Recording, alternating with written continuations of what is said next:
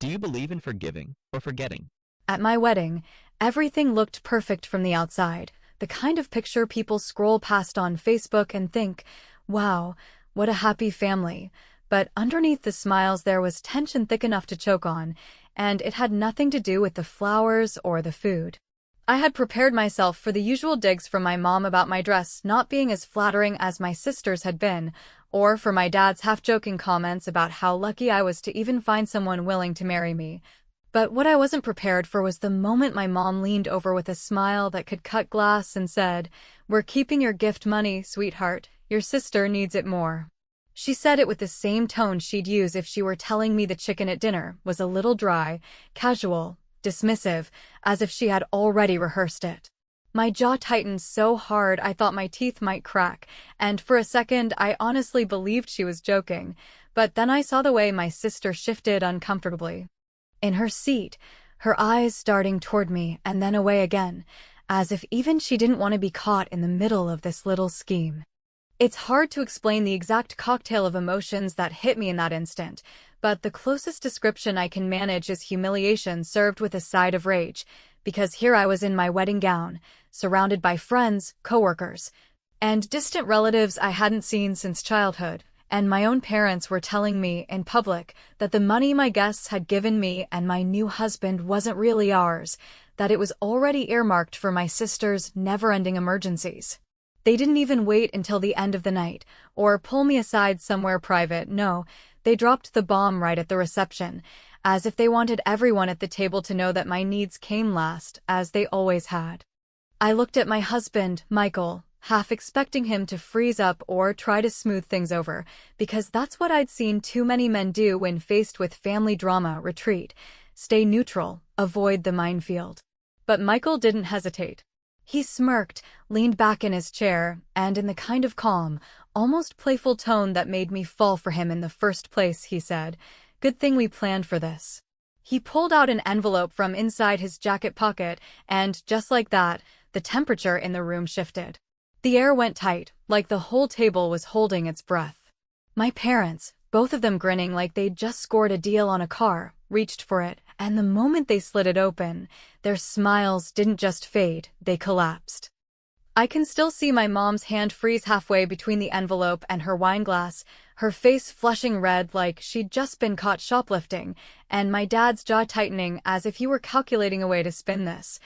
to make it look like they hadn't just embarrassed themselves in front of half the family. What they found in that envelope wasn't cash. It wasn't gift cards. It wasn't anything they could control. And I wish I could say I felt victorious right then, that I enjoyed watching them squirm, but the truth is, all I felt was a dangerous kind of satisfaction mixed with dread, because the game had just changed, and everyone at that table knew it. My friends sitting nearby leaned in, whispering, their curiosity burning through the silence, while my sister looked down at her plate as if she could disappear into the mashed potatoes. Michael reached under the table and squeezed my hand, and I couldn't tell if he was reassuring me or steadying himself, because what he had just set into motion wasn't something we could take back. I glanced at the envelope, the white paper trembling in my mom's hand, and wondered if I should be terrified or grateful that my husband had just done what I never had the courage to do: stand up to them, and make sure they understood that their control over me was no longer absolute. But the thing about revenge or justice, depending on how you look at it, is that it doesn't end with one dramatic reveal, it begins there. And as I looked around the table at the faces of my relatives, at the silent judgment, the whispers, the stares that made me feel both exposed and vindicated, I realized that tonight wasn't going to be remembered for the flowers or the first dance or even the food. Tonight was going to be remembered as the night my parents were forced to confront something they couldn't smile their way out of. And as for me, standing in the middle of it all in my wedding dress, I felt a chill that had nothing to do with the air conditioning, because I knew that once the party ended and the guests went home, the real war would begin. And I can promise you this, I wasn't about to lose. The thing about a family that calls theft help and renames favoritism love is that they train you, slowly and expertly, to accept small losses in exchange for peace. And at first those losses feel like ordinary compromises adults make for people they care about, until one day you realize the compromises have an invoice with your name on it, and everyone else is signing as a beneficiary. I learned that lesson the year after high school when the college fund my grandmother started for me mysteriously shifted to cover my sister Kayla's dental emergency that somehow included veneers, whitening, and a payment plan I was asked to support, which is a generous way to describe being told that delayed dreams build character. Later there was the used hatchback I had been saving for, practical and ugly with great mileage, that became a down payment on a nicer car for Kayla's interviews, and it was explained to me with perfect parental patience that I should be happy because we are a team, and teams move the ball toward whoever is closer to the goal, even if that person is facing the wrong net. I kept the piece the way people keep heirlooms, carefully and at a cost, and I figured out that if I wanted any corner of my life to be mine, I would need to stop asking for permission and start building systems that didn't require trust to function. So I built a ledger, not because I wanted to hold grudges, but because math has a better memory than hurt feelings, and each entry read like a polite obituary for one more thing I had given up in the name of family: the rent advance that became a gift, the security deposit that never circled back, the plane ticket for Kayla's career opportunity that turned into a weekend with friends, and I wrote the dates and the amounts and a single sentence of context so that when someone told me I was exaggerating, I could hand them arithmetic instead of tears. Michael watched me do this with the kind of attention people usually reserve for live sports, and when he proposed, he said something I didn't know I needed to hear, which was that love should not require amnesia, and that the future we were building would be lovely and generous and open, but never unsecured. We designed our registry with the same care an accountant might bring to the launch of a small business, not to drain the romance out of the process, but to respect it, and every option funneled toward a single destination. A honeymoon fund tucked into a restrictive account that could be viewed, but not touched without both our signatures, and the only way to contribute was through a digital portal tied to our invitations and place cards, which meant that the charming white card box sitting beside the cake was only there to satisfy the aesthetic expectations of people who like to see envelopes at weddings. Guests scanned a code. A clean confirmation email thanked them by name. A running log recorded the notes they added, and the running total lived behind a passphrase that my mother could not guilt, flatter, or pry out of either of us. If you think that sounds extreme, imagine years of watching generosity evaporate because someone louder declared a sudden need, and tell me you wouldn't at least password protect your hope. When my mother announced, as if she were emceeing a raffle, that she and my father would be keeping our gift money for Kayla, I understood that she expected compliance wrapped in gratitude, because that was the currency she had always demanded from me. And I think she believed that making the declaration in public would pin me to my chair with good manners and force Michael to play the reasonable son-in-law, murmuring something about sorting it out later, at which point she could collect the envelopes and stage manage the aftermath. What she did not account for was the small cluster of contracts tucked into the envelope Michael slid across the table, starting with the letter from our coordinator explaining that all physical cards dropped at check-in had been transferred off-site to a bank deposit box before the ceremony, and moving on to the venue agreement that listed host of record for added amenities as Linda, which is my mother's formal name, because 3 weeks ago she had insisted on upgrading the bar package, adding a midnight snack cart, and extending the band set without consulting me and our manager, who has seen too many mothers try to play impresario with someone else's ledger. Added her card for the holds after I calmly said, if she is choosing the extras, she can carry the extras, and then I signed with a steady hand and a very quiet smile. The buzz that drained the color from her face at the end of the first dance was her bank flagging a large authorization hold for those last-minute adornments she had insisted would make the night elevated. And the text that followed reminded her that pending totals were subject to a 10% overage buffer until the merchant finalized charges, which meant her available balance had just gone on a diet. My father read the clause, swallowed, and asked if this was necessary, and I told him that nothing about being treated fairly is necessary in a world where I am expected to be grateful for scraps, but everything about it is right. He muttered something about family not sending invoices, which would have been moving if I hadn't spent a decade paying them. I did not raise my voice or make a scene, because a clean boundary is louder than a messy fight, and when the band eased into a classic that made the older couple sway, I took the microphone and thanked our guests in a warm, careful tone, telling them how much it meant to us that they were here and how grateful we were for every kindness, and I watched people relax as if the temperature had finally dropped to normal. Then I nodded to the coordinator, who sent the planned push notification to every phone that had scanned our check-in code. A tasteful little message thanking them for their contribution and linking to a private photo of me and Michael holding a handwritten sign that said, "We'll remember this day because of you," and while I didn't read the room out loud, I saw people smiling at their screens and mouthing, "Ah," and in that soft chorus I heard the sound of a narrative sealing itself shut against later editing.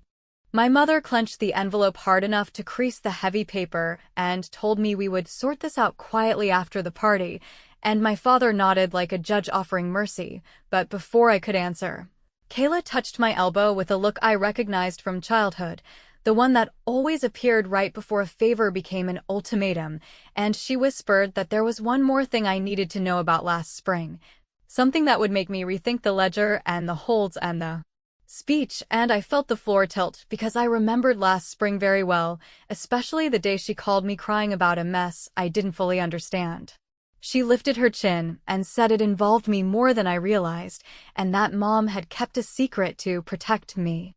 Then the ballroom doors opened, the venue manager stepped in with a printout clipped to a slim folder, and my mother turned toward him with eyes that begged for a lifeline, while Michael reached for my hand and whispered, "Whatever this is, we stay calm," which would have been easy if calm didn't feel like a fuse that had already been lit.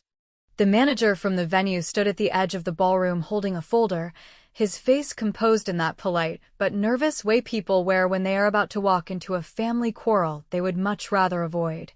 And I knew without seeing the papers inside that whatever he carried was going to land like another brick on the pile already stacked on my shoulders. My mother straightened in her chair as if good posture could rewrite contracts, while my father adjusted his tie and muttered something under his breath that sounded like, "This is unnecessary,"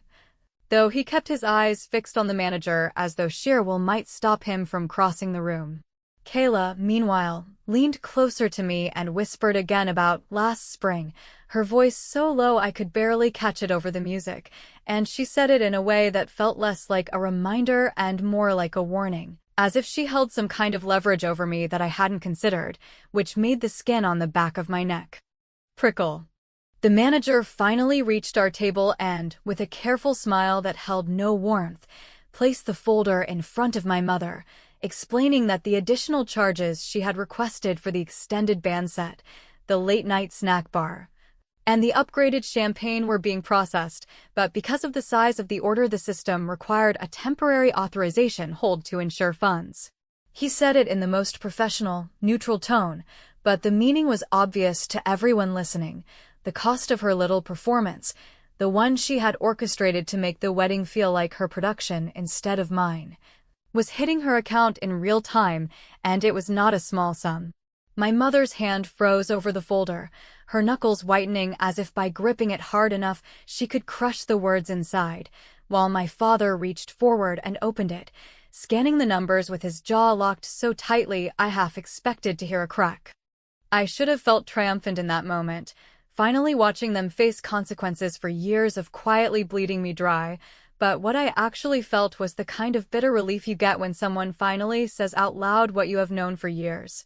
And all it does is confirm that your suspicions were never paranoia. I had spent so much of my life wondering if I was the unreasonable one, the selfish daughter who simply didn't understand how families worked, and now, here in the middle of my own wedding, my parents were exposing themselves without my having to lift a finger. Yet, even in that clarity, Kayla's words from moments earlier gnawed at me, because she was not usually subtle, and if she was hinting, then the thing she carried had weight.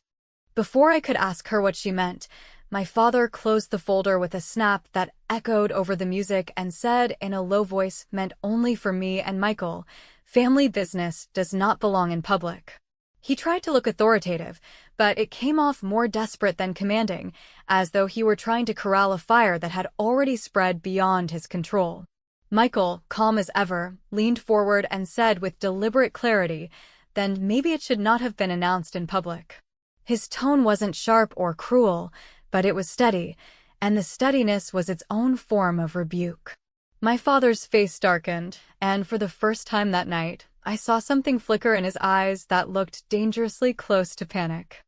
It was then that Kayla, unable to hold her tongue any longer, blurted out that the money diverted last spring had not gone to what I had been told. She said it quickly, too quickly, as if by spitting it out fast enough she could blunt its impact, but the words still hit with the force of a punch. "It wasn't for me," she said, eyes darting around the table. "It was for you." For a moment I thought I had misheard her, because my entire life had been a pattern of her taking and me losing, so the idea that something had been done for me twisted logic into a knot. I stared at her, waiting for an explanation, but before she could continue, my mother snapped her name with a warning edge that made the hairs on my arms rise, the kind of tone that belonged to secrets buried too deep to unearth in front of strangers.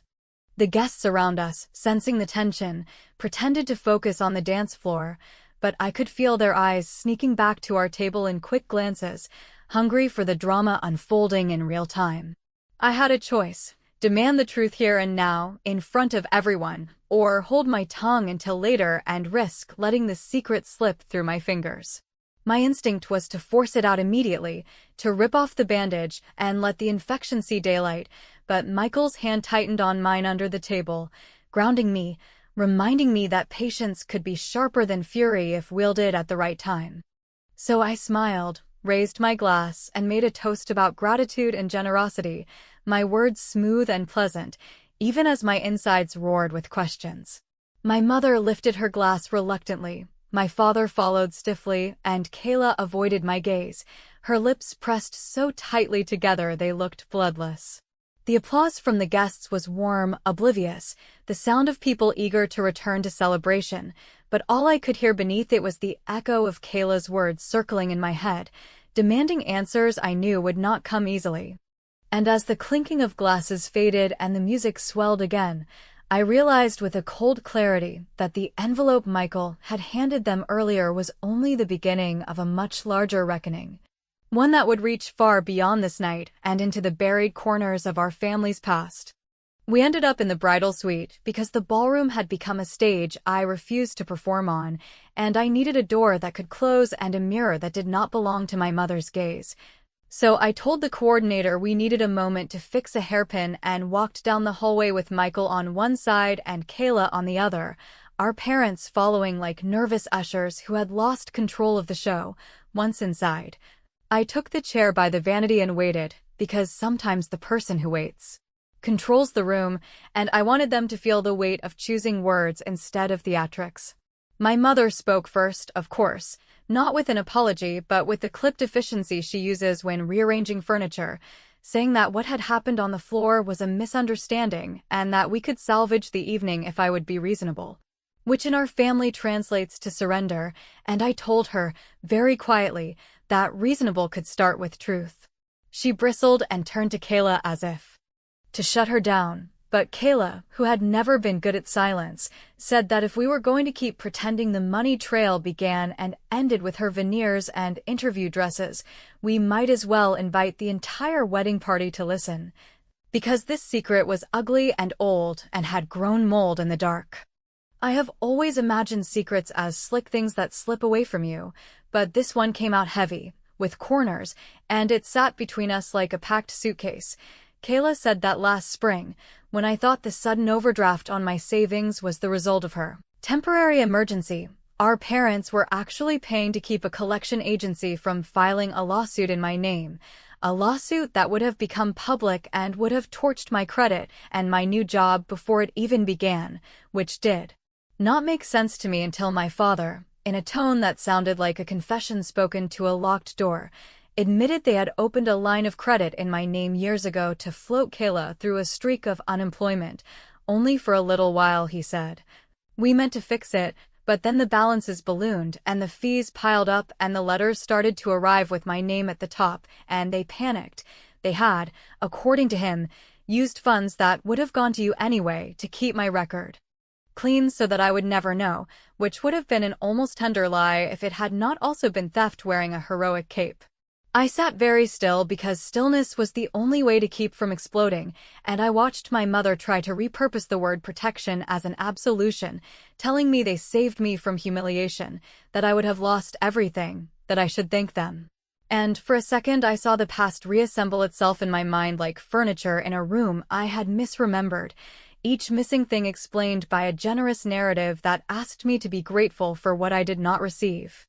Michael, who had been silent through most of this, placed the original envelope on the vanity and slid out the top letter, the one my parents had skimmed and then tried to fold with their eyes, and he asked them to read it again, slowly, because it was not a threat. It was a map. The first page contained a dated acknowledgement bearing their signatures, obtained during a family dinner 2 weeks earlier when we said we were finalizing insurance paperwork and asked for their signatures to confirm. Contact information, which, to be perfectly clear, they gave freely, and beneath the routine lines there was a simple clause stating that gifts made to our marriage, whether monetary or in kind, were not to be diverted, pledged, or repurposed by any third party, and that any attempt to take possession without our consent would constitute conversion and trigger the remedies listed in the attached notice, including, but not limited to, a demand for immediate return and the forwarding of documentation to the financial institution handling the registry trust. The second page explained that the venue's host of record for added amenities bears full responsibility for those charges, and listed Linda by her full name, which my mother read twice, as if it might change, while my father stood very straight and asked whether we had tricked them into signing something, to which Michael answered that adults who demand control cannot also plead incompetence when the paperwork matches their appetite. Kayla sat down on the edge of the chaise like a person who has been walking for hours and only just realized it, and she said that none of this would have happened if she had not let them put things in my name, and that she had tried to tell me last spring, but our mother had said it would ruin me and that the kindest thing was to pay and pretend, and she was crying the way people do when the shame is finally heavier than the denial. I wanted to hug her. And I also wanted to ask why my future kept being put on the altar for sacrifice when I had not agreed to be anyone's offering, but before either instinct could win, Michael tapped the envelope again and said there was one more layer we had not opened yet. A letter clipped behind the notice that was addressed to my parents and to Kayla together, and he looked at me with that question he always puts in my hands, the one that asks whether we escalate or we pivot, because revenge without aim is just noise. I told him to hand it over, and my mother reached for it with a kind of hunger that made me realize she still believed she could manage the outcome if she could only control the next thing on the table. But Michael held the letter just out of her grasp and said we would read it aloud, here, with the door closed, and then decide how to proceed, because whatever happened next would decide whether this night ended as a public demolition or as a private reckoning. My father said we were humiliating them, and I answered that humiliation requires an audience, and that I had chosen a mirror and a door, and then I took the letter from Michael and felt the thickness of the paper. The way it carried weight not because of ink, but because of what it would obligate all of us to do after we folded it back into the envelope. Kayla wiped her face with the corner of a napkin and nodded as if she were bracing for impact. My mother pressed her lips together so tightly the color disappeared. My father straightened the knot of his tie like soldiers do before a verdict, and I slid a finger under the seal, knowing that, buried after the legal boilerplate and the acknowledgments and the contract clauses, there was something Michael had drafted with a different aim. Something that was not about punishment, but about closing a door no one would be allowed to kick open again. I started to read, and the first sentence made my mother's eyes snap up to mine because it did not accuse or tally or threaten. It offered a choice, and I understood why Michael had called it a map rather than a weapon. The paragraph described a structure set aside in Kayla's name that could not be touched by our parents, not tonight and not later, with conditions that would turn all the clamoring need into a path, not a vacuum, and there was a final page. My grandmother's name notarized at the bottom, that my father, not yet seeing it, would try to argue with on principle. I lifted my eyes to my family and said we would finish the letter, then walk back into the ballroom and cut the cake like a promise. But that what they chose after I reached the last line would decide whether they would dance with us or watch from the doorway. And just as I reached for the second page, Michael rested his hand lightly over mine and said, very softly, that there was one more envelope they had not opened at all. I broke the seal on the second letter with a deliberate slowness that forced everyone in the room to sit with their own reflection for a moment longer than was comfortable, because I had learned over the years that speed was the ally of manipulation while patience was the friend of clarity, and as the paper opened with that soft,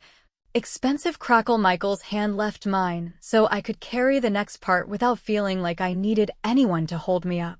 The first page was not the legal thunder my parents were braced for, but a plain description of a trust in Kayla's name that we had established months earlier, small enough to avoid spectacle, structured enough to resist raids, and designed with a narrow, uncompromising purpose. It would cover therapy with a licensed professional for no fewer than 50 sessions over the next 12 months, transportation to and from every appointment, and a modest stipend tied only to attendance and progress notes, with zero cash access and no parental role except the one they had always insisted they wanted: cheerleaders who kept their hands off the baton. The condition sat there in calm print, almost gentle, stating that any attempt by our parents to redirect wedding gifts, to seize cards, to apply pressure on guests, or to extract money in the name of family emergencies would immediately void their access to holiday visits and future milestones, while the trust for Kayla would continue, untouched, because help is not a prize for good behavior, it is a path, and paths remain even when people choose ditches. My mother opened her mouth to object, and then closed it when she realized there was nothing cruel to latch onto, only a choice she could not rearrange any more than she could shift the position of the ocean, and my father,